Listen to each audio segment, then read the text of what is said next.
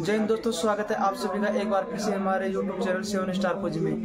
तो दोस्तों, आप सभी लोग कैसे हो? आशा करता हूँ आप सभी लोग बहुत ही अच्छे होंगे, स्वस्थ होंगे और अच्छी तरह से पढ़ाई कर रहे होंगे।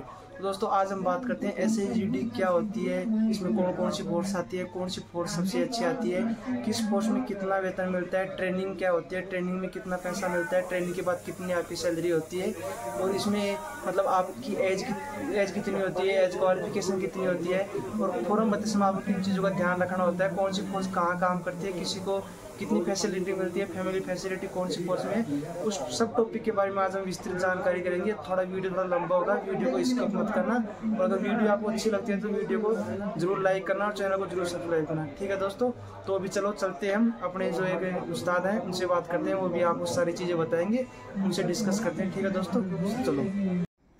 नमस्कार दोस्तों, आज कुछ SSCGD से रिलेटेड है, वो बेसिक चीज़ें हैं वो मैं आपको बताने वाला हूँ। सबसे पहले आपका पॉइंट ये है कि SSCGD क्या होती है। SSCGD एक स्टाफ सिलेक्शन कमीशन के थ्रू जो भी पैरामिलिट्री फोर्सेज है उसमें कांस्टेबल GD की भर्ती के लिए भर्ती निकाली जाती है।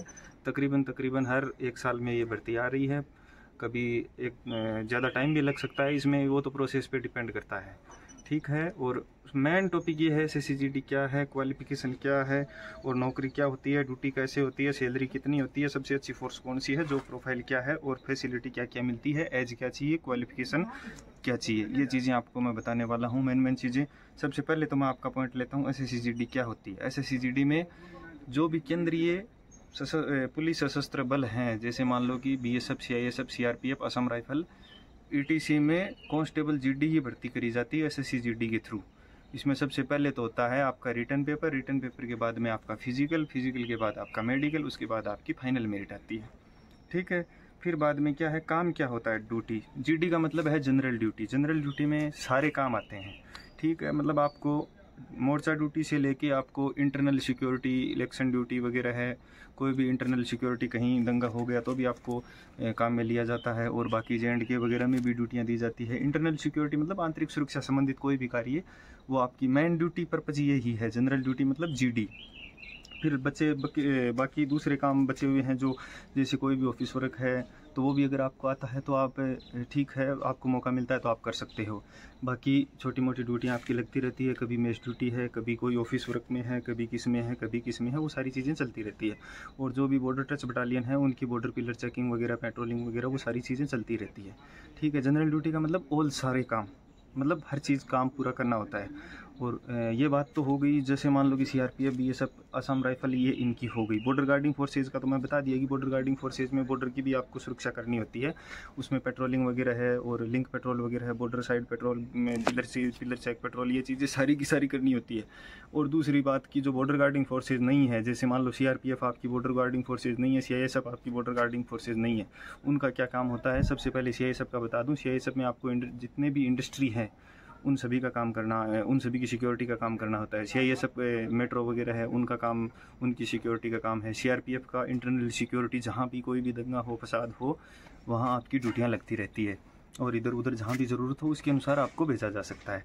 ठीक है, ये मोटी मोटी मेन चीज़ें, मतलब जैसे बॉर्डर गार्डिंग फोर्सेज की बता दी, और जो नॉर्मल फोर्सेज हैं उनकी। ठीक है दोस्तों, ये आपको मतलब मेन मोटी मैं आपको एक संक्षिप्त बताया हूँ। अब फिर एक बार मैं आपको बता दे रहा हूँ कि CISF का तो मैं आपको बता ही दिया, CRPF का इंटरनल सिक्योरिटी का होता है, SSB का जो नेपाल भूटान बॉर्डर है वो है, और असम राइफल का है जो नॉर्थ ईस्ट के अंदर इंडियन आर्मी के कंट्रोल में रहती है वो, और एडमिनिस्ट्रेटिव कंट्रोल उसका इंडियन आर्मी का है, और बाकी MHA के अंडर में आती है, मिनिस्ट्री ऑफ होम अफेयर्स के अंडर। बाकी जो पे पैटर्न वगैरह वो पूरा MHA का रहता है। ठीक है, अदर CAPF की तरह। और दूसरी चीज़ आती है कि ये आपकी ड्यूटी हो गई, और SSCGD की नौकरी हो गई, और उसमें काम क्या होता है, ये काम मैंने आपको बता दिया। ट्रेनिंग में सैलरी क्या होती है, ये एक मेन पॉइंट है आपका। ट्रेनिंग में देखो दोस्तों कि आपको बेसिक पे आपका 21,700 तो मिलेगा ही मिलेगा। इसके साथ में वर्तमान में DA जो भी जितनी भी रेट रहेगी, जैसे मान लो कि अभी 42 है, 46 है, 44 है, जितना भी उस टाइम पे जिस टाइम आप ज्वाइनिंग करते हो उस टाइम का DA आपके ऊपर लगेगा। मतलब जैसे मान लो 21,700 बेसिक है तो उसके इंटू में 44% आपको बेसिक DA दिया जाएगा। डेयरनेस अलाउंस इसको बोलते हैं। वो हर 6 महीने में या फिर वो 4% बढ़ता रहता है। ठीक है, और फिर बाद में और क्या क्या मिलता है, एक मिलता है HRA। HRA आपका मतलब सिटी पे डिपेंड करता है, 9%, 18% और 27%, तो वो चल सकता है इसमें। जैसे मान लो कि तकरीबन 9% ही है सभी जगह, तो वो भी आपका बेसिक के 9% का मिलता है आपको, ठीक है। उसके बाद मिलता है TPTT, ये फोर्स के ऊपर डिपेंड करता है कि आपको दिया जाए या नहीं दिया जाए, ठीक है। मेन चीज़ें ये इतनी मिलती है। बाकी इन हैंड जो सैलरी है आपकी 35-37 हज़ार रुपये बनती है, उसमें से अगर आपका NPS वगैरह कटे उसी टाइम, तो शुरू से तो देखो NPS नहीं कटता है, तो बाद में कटना शुरू होता है, तो अभी फिर भी 33-34-35 हज़ार रुपये तो आराम से आपके अकाउंट में आ जाते हैं, क्योंकि वर्तमान में DA की रेट है वो भी ठीक ठाक चल रही है। ये आपकी सैलरी की बात हो गई। और ट्रेनिंग में दूसरी चीज़ ये है कि वो एक वर्दी भत्ता मिलता है जुलाई में, वो नहीं मिलेगा। बाकी ये जो 33-34 हज़ार रुपये ये आपके मिलते रहेंगे ट्रेनिंग में। सबसे अच्छी फोर्स कौन सी है, इसके बारे में बात करें तो सबसे अच्छी फोर्स ये है कि CISF, BSF, CRPF, Assam rifle, ITBP, ये इतनी फोर्सेज हैं। इनमें से सबसे अच्छी फोर्स मानो तो GD के साथ में एक NIA की और SSF की भी भर्ती हो रही है।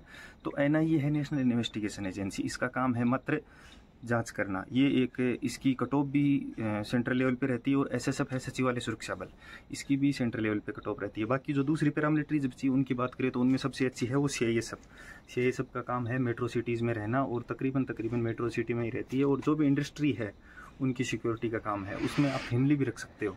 और उसमें छुट्टी का है, उसमें छुट्टी 30+15 है, 30 EL 15 CL। बाकी GHRS वो तो मिलती है सभी को। बाकी जो दूसरी फोर्स है 2 नंबर पे आती है SSB में 60 EL है, 15 CL है। तो उसका ये काम है कि नेपाल भूटान बॉर्डर है, शांतिपूर्वक इलाका है। और रही बात ये कि थोड़ा सा जैसे मान लो कि यंग फौज है, तो उसी हिसाब से मतलब छोटा डिपार्टमेंट है, तो छोटे डिपार्टमेंट में आपको पता है ये चीज़ की सारी मतलब भीड़ भाड़ कम होती है, तो पूरा का पूरा थोड़ा सा मतलब फ़ायदा रहता है। बाकी CRPF, BSF है, BSF का बॉर्डर गार्डिंग फोर्सेज है, जैसे बांग्लादेश का बॉर्डर हो गया, पाकिस्तान का बॉर्डर हो गया, ये चीज़ें उनकी सिक्योरिटी BSF के पास में है। और इंटरनल सिक्योरिटी में तो काम में कोई भी फोर्स आती रहती है। और फिर बची आपकी BSF हो गई, CISF हो गई, अब बची ITBP का काम है चाइना बॉर्डर, तकरीबन पहाड़ी एरिया में ही रहती है और बर्फीले एरिया में ही रहती है। तो वो थोड़ी सी ये है कि हार्ड लोकेशन है उनकी। और बाकी इंटरनल सिक्योरिटी में तो वो भी रहते हैं। और CRPF तो इंटरनल सिक्योरिटी में ही है, कोई बॉर्डर गार्डिंग फोर्सेज नहीं है। और असम राइफल है वो इंडियन आर्मी के अंडर आती है। जो भी ऑर्डर कमांड होंगे वो इंडियन आर्मी के ही होंगे। इंडियन आर्मी जहाँ ड्यूटी लगाएगी उसी के अंडर वो ड्यूटियाँ करती रहती है। तो सबसे बढ़िया देखें दोस्तों तो इसमें CISF सबसे बेस्ट रहती है, उसके बाद में SSB, और बाकी बाद में सारी तकरीबन सेम सी आ जाती है। और उसके बाद CRPF मान लो तो CRPF थोड़ा सा क्या है कि इंटरनल है और बॉर्डर गार्डिंग नहीं है। और बाकी दूसरी चीज़, एक मिनट, हाँ दोस्तों, सबसे अच्छी फोर्स का, सॉरी बीच में डिस्टर्ब हो गया था थोड़ा, सबसे अच्छी फोर्स का आपको बता दिया CISF है वो वर्तमान में क्या मतलब है, ये मेट्रो सिटीज़ में है तो ठीक ठाक है कुल मिला के, वहाँ HRA भी ठीक ठाक मिल जाता है। और बाकी 12 महीने में 13 महीने की सैलरी है उनकी, क्योंकि उनकी छुट्टी है वो 30 दिन ही है EL, और 15 CL है।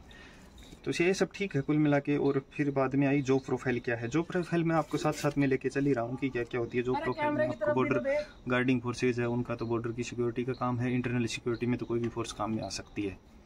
और फैसिलिटी की बात करें तो फैसिलिटी में आपको ये है कि रहने के लिए तो बैरक मिलती है। और जहाँ अगर आप फैमिली रख रहे हो तो फैमिली क्वार्टर की सुविधा मिल सकती है आपको। अगर फैमिली क्वार्टर आप लेते हो तो आपको HRA नहीं मिलेगा। ये आपकी फैसिलिटी हो गई। और राशन मनी की फैसिलिटी में एक राशन मनी भी आती है आपकी। राशन मनी आपको ट्रेनिंग से शुरू से ही मिलती है। वो आपकी दिन के 125 रुपये के हिसाब से 127 कुछ रुपये हैं उनके हिसाब से मिलती है। अगर 30 दिन का हो तो 30 दिन का मिलता है महीना, और अगर 28 दिन का हो तो 28 दिन का मिलता है। वो तो राशन मनी की बात हो गई। फिर बाद में आप आते हैं एज के ऊपर। एज शुरू में भर्ती होने के लिए कितनी चाहिए आपको? 18 से लेकर 23 साल तक चाहिए। अगर आप OBC हो, SC ST हो तो आपको रिजर्वेशन मिलता है। OBC का 3 साल, SC ST का आपको 5 साल वगैरह मिलता है।